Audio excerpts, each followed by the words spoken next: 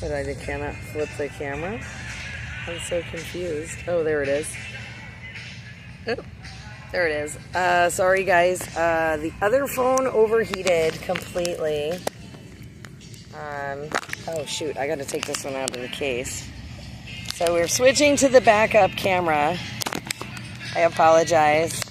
But the other phone did. It overheated on us. So we gotta switch phones around.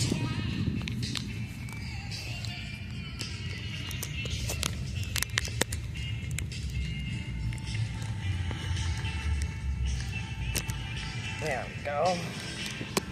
Boop. See if we can't fix this. There we go. Sorry guys, like I said, we overheated the other phone. So I just switched it out. We're gonna have to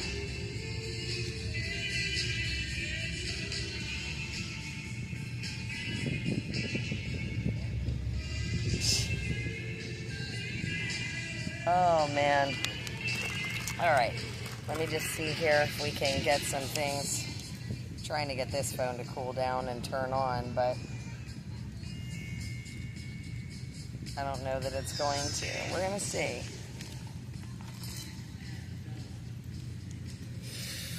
Maybe switch batteries? I don't know.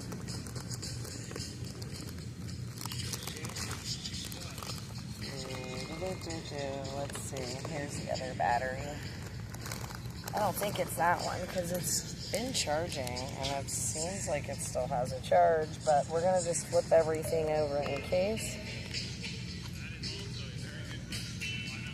Because I just feel like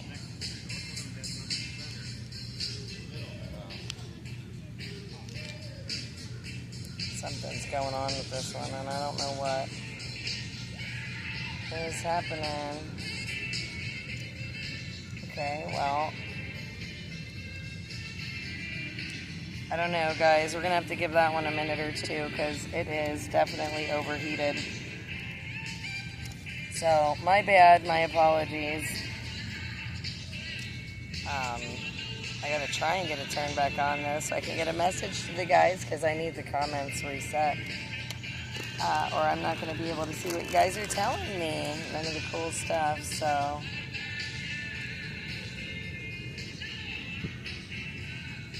Do we have... I don't know, man. I think... I'm looking at the clock. It's 5 o'clock.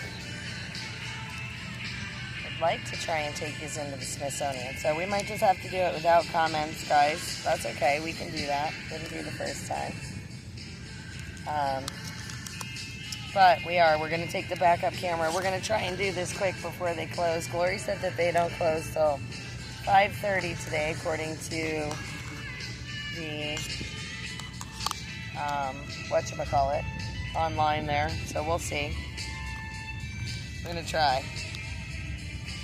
Like I said, I don't know that I'm going to be able to get comments back just because, maybe I can do like YouTube comments. I don't know. Shoot. Maybe I can find them on here. And we can at least do that. This says it's charging. I don't know that that's gonna be too much, I think, on there. I'm gonna have to hang it like this. And let's just see if we got a new stream up, if this is okay. Yep, so it did. It completely restarted. Yeah, hey Joss, if you can, since you're in the comments there, if you can do me a favor, let Stitch know that I'm gonna need the comments redone, or maybe if we can get somebody else to send them to me, because yeah, that phone just completely overheated and I can't get it turned on right now, so we had to switch cameras. We are gonna try to... I just have YouTube comments up on the phone right now. So those of you on Facebook or the other platforms, I am sorry, but I guess I lost you for a minute. We're going to try and see if we can't get them redone. Whoa. All right, I can't even see to do this. Okay, there we go. Flip you guys back around so you can continue with the walk here. We're gonna try. That's the goal. See this guy here? That is the Smithsonian Castle. So we're gonna try and get in there. Hopefully they let us.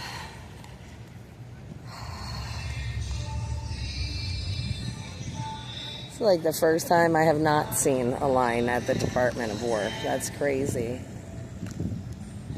They've had a line this entire time.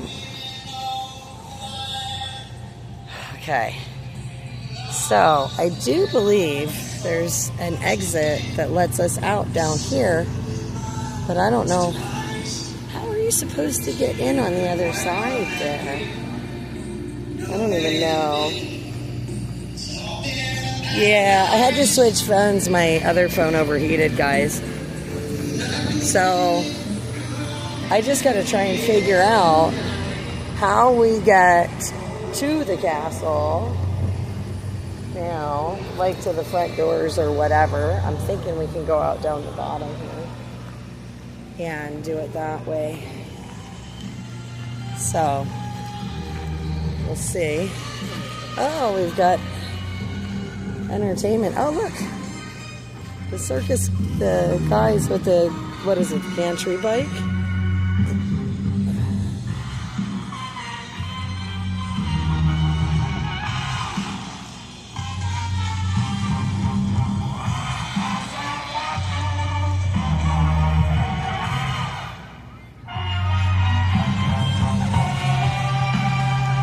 I don't remember seeing this guy last time.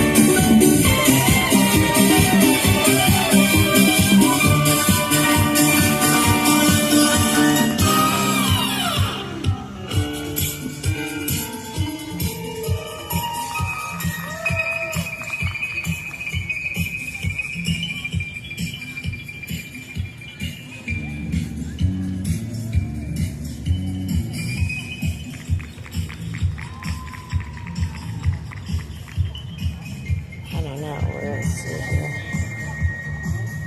Oh, you never seen a stage like that? The gantry bike?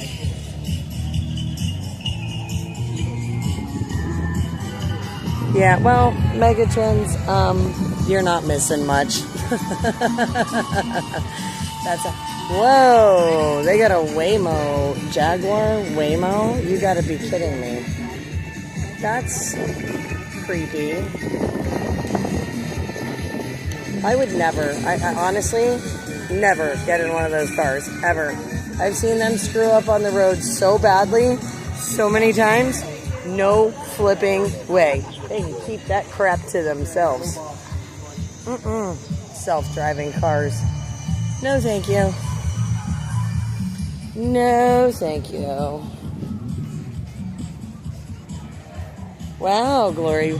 That's really wild that you've never seen that before. I guess maybe I've seen enough circuses and things like that. The gantry bikes are really cool because they're such a versatile piece of equipment that they can use and travel with and do a lot of really amazing tricks and things like that. So I think it's very cool.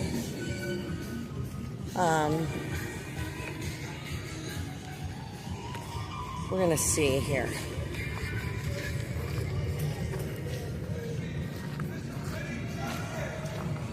Oh, I don't know. It sounds like there's... Hold on, there's... I don't know, guys. There's something going on the stage here. I'd rather check out what's going on here with the Uno. What is going on with the Uno? I don't know what this is happening. I know I wanted to do the castle. We got till Labor Day, so we do have time yet. But this is only till the 10th. So... I appreciate it. Thank you. Benny, I just want to stop you because being in the college campus, I'm seeing a revival. At Auburn, I'm seeing a revival. I'm sorry, I'm seeing kids that are absolutely in love with Jesus, are praying over their meals, are there at Auburn to get Uber has a spot? to start having a family, to live the American dream. Where's that? The stage. No. Uber's got a spot now. Did I miss that last time I was here? Over here you got Budweiser. Right? We've been over there. I don't know. I don't think we saw these guys over here. I think we missed some. You are seeing for the first time. Oh. And I know there's been a lot of incredible things said from this stage, but this I think is perhaps the most inspiring data point for our America 250 birthday celebration, that this generation, specifically of young men, including the guy with the Uno reverse card, is the first time in human history that a younger generation is more religious, returning to church, than their parents' generation. It says incredible things for our culture. It says incredible things for who we are as a nation that remembers who they are. If you go look at the founding of America, these are young men. These would all be millennials. So if it was 1776 today, the average birth year of a founding father would be 1988. That would be the average, they'd be younger than me, would be the average birth year of the founding father. So you're talking about the young men, the young women who led this country's revolution, are having a revolutionary spirit once again. And here's what's so incredible. What the country has seen and what the world has seen here at the World Cup has made young people proud to be American again. Amen. And I am so thankful that President Trump is in office, eating McDonald's, flying the B-2 bomber. That guy is his B-2 bomber. The sky's missing pixels. Watch out.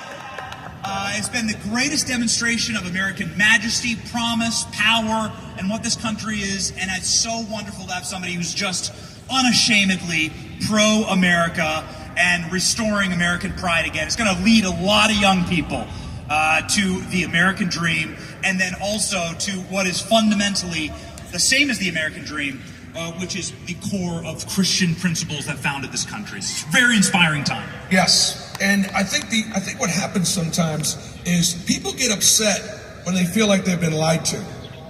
They come to this country and they're seeing things that they never dreamed they were seeing, because that's not what they were told. That's not what they read. That's not what they saw. And they are here for this month, like living their own version of the American dream. And Benny, I agree with you about the revival, and while that's very important, I think one of the things that I'm concerned as a coach is a lot of times kids, young people think this is going to be easy. Like, I'm going to be able to live the American dream, and I'm going to work a little bit, I'm going to, and they're going to come to me. You didn't start that way. Ennis, you didn't start that way. You think about your career growing up, all the sacrifices, the discipline, the things that you had to do to put yourself in position to have a career playing professional basketball. Of course, I mean, first of all, thank you for having me. Actually, when we talk about America, right? So I didn't grow up in America. I grew up in Middle East. It was a very interesting childhood, actually. I want to tell you guys a little bit about my childhood so you guys better understand why I love this country so much and why I care about freedom a lot. So, growing up, if you're growing up in Middle East, right? The environment that I was growing up in was pretty toxic, actually. So I grew up in a city that borders to Iran. So if you're a politician, if you want to be re-elected again, you do a couple things. You attack America, you attack Christian people, or you attack Jewish people. And unfortunately, the base is so uneducated, they believe everything that those politicians say. So I remember I was 9 years old, right? I went downstairs to play with my friends. And my friends were not even teenagers. They were burning American flags and they were breaking crosses. And I remember asking one of my friends, I'm like, guys, what are you doing? They said, well, we should hate America. We should hate the Christians. We should hate Jewish people. And I'm like, why? They said, well, that's what we see on TV, right? And they gave me a flag to burn it. They gave me a flag, they gave me a lighter, and they said, burn it. I looked down, I'm like, this is not a right thing to do. I threw the flag down, I ran upstairs to my mom. I was like, Mom, my friends are telling me to hate America, hate Christian people. Like, what do I do? My mom said, I'm not gonna tell you what to do, but do not hate anyone before you meet him. So that day, I gave a promise to my mom, right? I'm not gonna hate anyone before I meet him. The interesting thing is, in schools, in front of classes, on the ground, you have an American flag. And if you don't step on those flags, you're not even allowed to attend the class. Think about an environment like that, right? For the last 17 years of my childhood, I grew up hated American people and hate Christian and Jewish people. And the environment that I was growing up in was getting more and more toxic every day. Finally, my dad told me when I was 17 years old, you're going to America to get your education, play basketball at the same time. I remember asking my dad, do you really want me to go to Devil's Nest? And he said, go and see it yourself. So I came here when I was 17 years old. I started to realize that for the last 17 years that everything I have learned was just pure propaganda, And then I started meeting you guys for the first time. I'm like, these are one of the most kindest, one of the most nicest people that I've ever met. So I'm now dedicating my whole life to educate those people, especially the young generation of the Middle East, so they can understand the West a little better. So. Wow, that's amazing. So you were lied to. You were lied to. Listen, and you came here and you saw for yourself. All right, tell us what and how much it meant to you and the people around you when you became a United States citizen. So it was actually very interesting because I became a U.S. citizen in 2021. I was playing for Boston Celtics, right? And obviously it became an international news.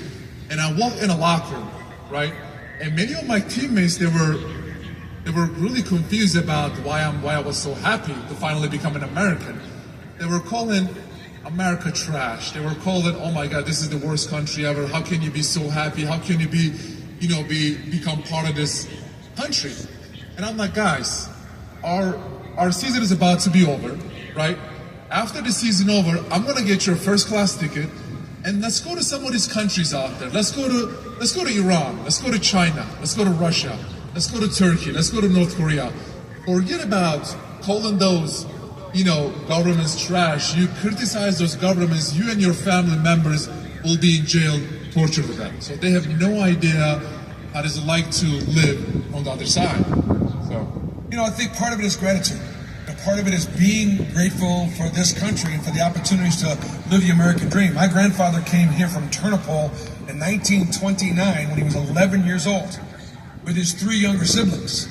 Parents could not afford to make the trip. Papa became a citizen when he was 32. He said it was the greatest day of his life. And he made sure this American Jewish boy understood that this country saved our family's life. And Papa was a plumber. He spoke broken English, but he provided for this family. And he also gave me my Hebrew name, Benny. My Hebrew name is Mordechai. And if you remember in the book of Esther, when the king was fixing ready to have the very first Holocaust of the Jews, Mordechai spoke to Queen Esther and he said, hey, listen, Queen, if you don't say something to the king, we're all gone and you're next. And so I think it's important for us right now to teach our children, whether it be at the middle school or high school or at home around your kitchen table. Teach your children these values and to love our country, to work to make it greater every single day. Benny, I just don't think our young people are grateful enough and feel blessed enough to have the opportunity to live in this country.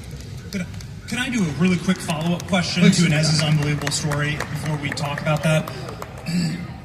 And based on this remarkable story that you just told, a personal question. Who hates the American flag more? A Islamist in Turkey, on the border of Iran, or a liberal in Boston? Oh, Lord, that's an interesting question. That's a tough question, actually. You know, it actually breaks my heart because whenever I see these protests in America, right, and you have a freedom to protest peacefully, but the only thing that has really confused me, maybe I'm an outsider, maybe I just can't understand it, right? In this protest, people are burning American flags. That's the one thing that I just can't understand. Like, dude, like you live in this country, right? Why are you burning American flags? Even with the NBA, when we were protesting, like when the whole NBA were protesting the things that were happening in America, the NBA told us, you guys have to take a knee. You guys have to protest what's going on in America. And again, as an outsider, I'm like, isn't this like disrespectful to our country, to our flag? They said, just shut up and do it. Just shut up and follow the rules. I was confused. I'm like, okay, sure. But then I realized that, like, you know what? They were trying to control the society through us. So it just is like woke-minded people is the one that, like, you know, hurting the country more. Of course, the people over there, you know, the extremist people, of course, they're going to chant death to America, death to President Trump and many other ones. But like, I think what hurting our country most, the people who lives in this country, who benefits from freedom that this country giving you, at the same time, they go to protest, they burn American flags. I can't understand it. I know we have some FIFA fans here. Has it surprised, and you're big on social media, has it surprised you to see how much love our country's gotten from foreigners traveling here for the first time? It's amazing, man. You went through that yourself, right? Yes, exactly. You guys follow this guy called Freddie, which no one has seen his face before? Benny, please tell us about that, because his story is incredible, and he was getting a lot of like backlash from so many people on social media by just loving this country, and I'm confused, you know. Just for loving America. I think that it's so back to the grateful question. I think that you get to be surrounded by this remarkable life that you grow up with in America, and you don't actually get to appreciate it from the outside. And so I would totally encourage somebody to travel internationally. Go. You know, go find out like what it's like to have AC band, right, in all of Europe. Or no free refills. Just these little things. Ranch dressing. This dude has a giant sign about ranch dressing. Hell yeah! You can get a free, like, it's an amazing country. It's an incredible country. It's a high trust society. It's an incredible country because of the way we were founded on our shared Christian principles and on what truly makes this country great is that we all understand that if you are looking at a young person, you have to be able to center the country around their future. And that's something that I really like to realign. Young people are not lazy. I know a ton of young people. They're some of the hardest working people millennials, Gen Z, Gen Alpha, they work their finger to the bone. I think that there has been a lopsidedness, frankly, in our politics. I think there should be term limits. I think there's a gerontocracy, frankly, that rules the country and that makes decisions to benefit simply an older generation. And it's why I'm so inspired by what the White House is doing right now to set up Trump accounts for young people. And breaking news, the Trump accounts for every young person born in the last 10 years just got SpaceX stock today. So now all you got, if you know somebody who's like 7 years old, they're now a multimillionaire. So well done. Thank you, Elon. It's an incredible thing that we're doing to reorient the culture back to serving and supporting young people. Nations that forget to serve young people and to be oriented around making sure that they can have opportunities, those nations die, and they die quickly. Young people don't want to create babies, they don't want to have families, they get depressed. And so that's something we must set about doing. That's like my life's mission, is to advocate for those policies. We want young people to get married, to start families, to have millions of babies, to own a home, to seize that American dream, to have a white picket fence, a Labrador, a giant, change their name to freedom, a giant American flag, millions of babies, and tons of ranch dressing. And,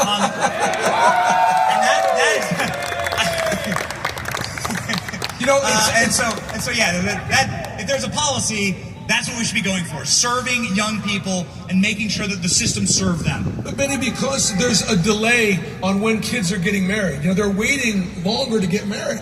I got married when I was 22 years old, and all of a sudden you got two incomes to be able to possibly, be able to afford that home. People are waiting. Don't wait on that. If you think about your greatest moments in life, it's because you shared those moments with family, with people that you care about, with teammates, people that you've gone through a great deal. So I think it's really important that we emphasize that. I want to stand up for Boston for 1 second and talk about which direction our country is going for, because I was born in Boston.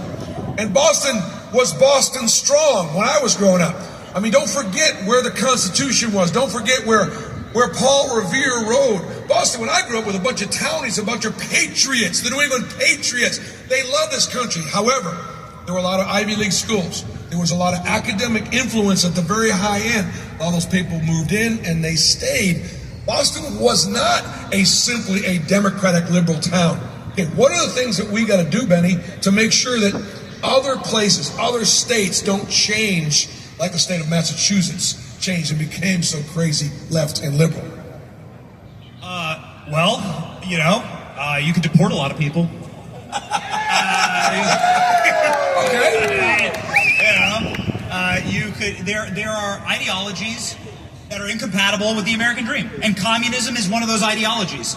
I am so thankful to President Trump for making this American Independence Day and our 250th birthday about fighting the ideology that could kill us from the inside, which is communism, which is actually just envy, and envy by force. It is against your religion. Is it against being a Christian? Is it against a moral people? It is an evil ideology that has led to 100 million deaths in the last century. It is antithetical to America, and yes, you're seeing it seize control, and that is why we must constantly be creating and setting forth a vision to make sure young people have opportunities. I see there's young men and young women in the audience tonight. This is going to be filled for the FIFA fan zone, right? This is there's going to be 100,000 young people here tonight. The way to keep them from communism is to give them SpaceX stock, actually. The way to keep them from communism is to make sure they can seize the American dream. Can you stand up with your poster, American Starter Kit? That's what every young man and woman... Can you turn around? Turn around. Yeah, that's it. That's what everyone should get. You should get one of those in your Trump account. The greatest thing, you see people coming over here from Turkey. You see people coming over here from China. You see people coming over here from socialist Europe, and they're like, "Please, whatever I can do, let me stay." They all want to stay. Let me stay. We want to stay. We love Walmart. We cannot believe it. You can buy a whole house at Walmart. We have better food at gas stations than they do overseas. Wawa, baby, Wawa nationalism. Give people a shot at the American dream, and we will win one final white pill, I guess, if you will, for America's 250th. Gallup did some polling today that came out, and by the year 2050, by the year 2100, and so that's a ways away, but not too far, if the demographics stay the way that they are, when it comes to people who love this country and family creation and having children, getting married young, starting a family, 80% of the nation will be the children of the Republicans, conservatives, and patriots today. Because communists are not having children. They're not having babies. We are the side that is actually procreating, making more Americans, and that's how you keep your country strong. It's a great future if we go out and seize it and do the right thing. At the same time, though, Benny, we are sort of looking at communism and Islamism joining forces. And that combination is obviously something dangerous. And as you live through a communist country, you live through a socialist economy. We're still talking about Boston? No. No, Boston's pretty strong. It is. But tell us about that a little bit, because you've seen it. Right. It was tried and it failed. I mean, I wanted to stand up for the things that are happening in my country, which, I mean, unfortunately, they put my dad in jail. I haven't seen my family almost 14 years now, I remember whenever I talk about, and also I don't talk about politics at all. These are like pure human rights issues. I wanted to stand up for what I believe in. First, they fired my dad. My sister went to medical school for 6 years and she still cannot find a job. My little brother was playing basketball, but he was getting kicked out of every team because of the same last name. So they were getting affected so much, they had to put a statement out there and said, we are disowning Enes. The Turkish government still didn't believe that. They sent police to my house in Turkey and they raided the whole house and they took every electronics away. They couldn't find no evidence, but they still took my dad in jail for a while. But luckily, we put so much pressure from here with media and politicians to Turkey, they had to let him go. People have no idea what is it like to live on the other side, but I organize a lot of basketball camps around the world, and I bring Muslims, Christians, and Jewish kids together. And then we have a 2-hour basketball camp, and after the basketball camp, we sit down and we talk about the coexistence, right? Some of the questions I get from these kids are very anti-American, anti-Western, anti-God, anti-faith questions. And I'm like, where do you guys get these questions or information from? They said, oh, TikTok, right? Because remember, at one point, China's Communist Party was controlling TikTok. At that time, they just pushed all these like anti-Americana narrative to all these kids out there, right? But I think we definitely need to do a better job educating and inspiring the next generation, because if you want to have a better and brighter America, we got to do whatever we can to inspire those young lads, or we just, like I said again, or communism will definitely take over for sure. You see what's happening in New York.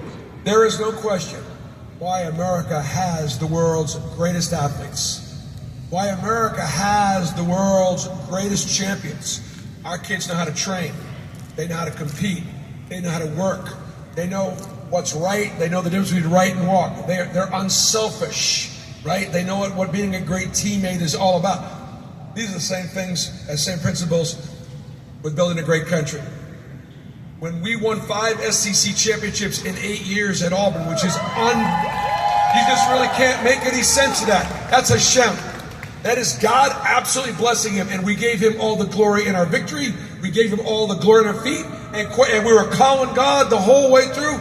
And quite frankly, this is our greatest hope. And this is what separates our nation from every other nation in the world. God bless America.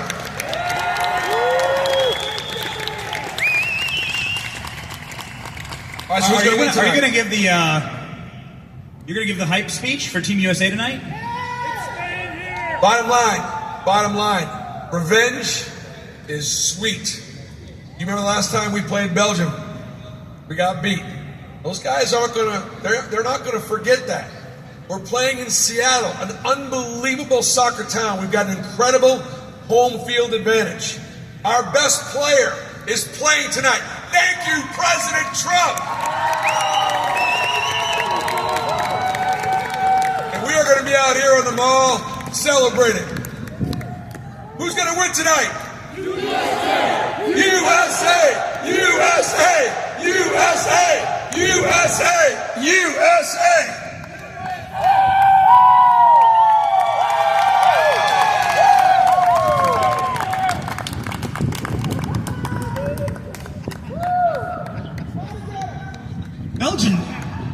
owes us. Yeah. Yeah, that's right. Belgium has. Well, I checked this. Belgium has 0 World Series wins.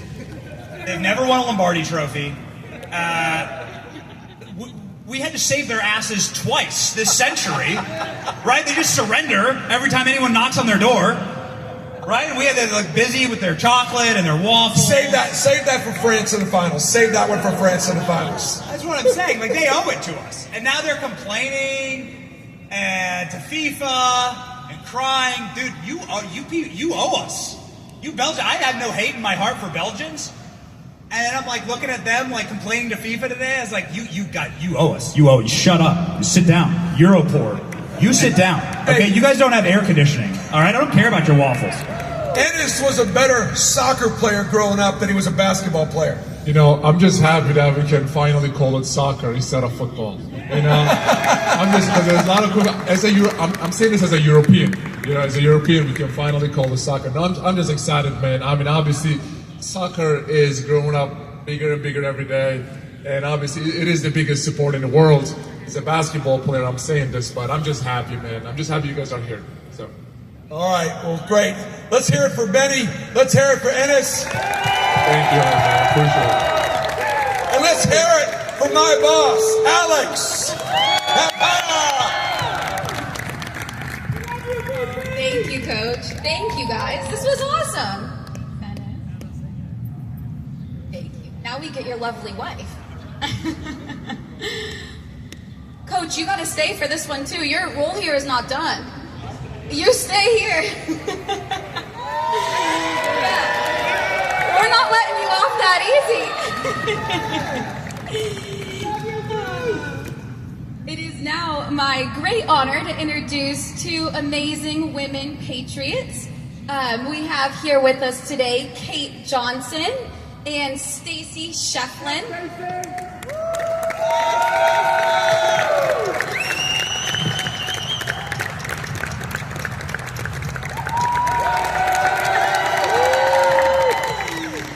And Coach, you're going to be talking Maha moms with us right now. But you know, there's a huge sports tie-in to all of the Maha things that the president has done and that Secretary Rollins and Secretary Kennedy have done. So from restoring the presidential fitness test to flipping the food pyramid to bringing the Patriot Games to Orlando in August, we have a big opportunity here for you, Coach, and for all of our athletes to get even more involved. And I would love to start with some of our Maha moms here and see how it's impacted them and what they think the impact has been on the country from the historic actions President Trump and Secretary Rollins and Secretary Kennedy have taken.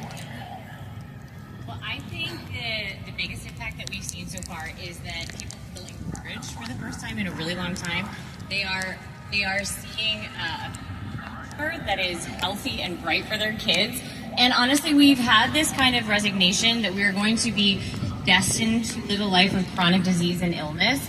And this generation of moms is saying, no, we're not going to do that. My kids have a future that is going to be different than the one that we promised. And this administration is taking the hands of moms. All right. And they're walking with So them, guys, I know helping I'm kind of walking away a little bit, but I am going to have to start packing up this live stream because I am going to have to hop on a train and start to make my way home, unfortunately.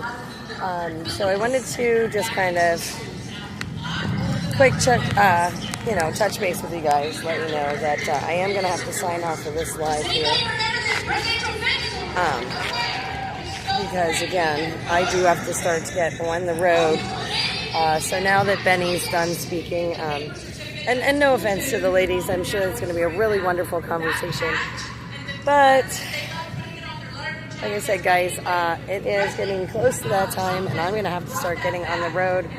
So I'm going to have to start jumping a train. It's going to be like an hour till I get back to my truck, and then another couple hours home. And I do have some animals and things to take care of tonight. So, guys, I love you very much. I appreciate you guys being with me. This was kind of a cool thing. We got some really great speakers today just coming in to visit the Pennsylvania booth. We are going to have to try and do the Smithsonian Castle another time, hopefully before Labor Day, when they close it back up. But I appreciate you guys being here with me for the live stream. I think this has been a really cool day. I'm sorry the phone died on us a little earlier and we had to switch, and some of you had to like pick up a new stream, but definitely a cool moment in history here. National Mall, Washington, D.C., the Great American State Fair. Lots going on, and guys, if you do get a chance to check it out, I suggest you do. It's going for the fair is 4 more days, so lots to see. And I just got hit with a raindrop, and it's supposed to storm pretty good, so I'm going to pack all this up, guys, so we can get it safely in the bag, make sure we have our camera equipment for later. All my batteries are almost dead, and everything's all but done, so I am going to scoot off of here, but God bless you guys. Thank you all for being here. I appreciate you joining us for all the coverage. We're going to be putting up a whole bunch of media when I get home, hopefully this week, so you guys can check out all the other amazing photos and things that we took while we were down here. Thank you guys. God bless. Take care of each other until I see you again. We'll see you soon.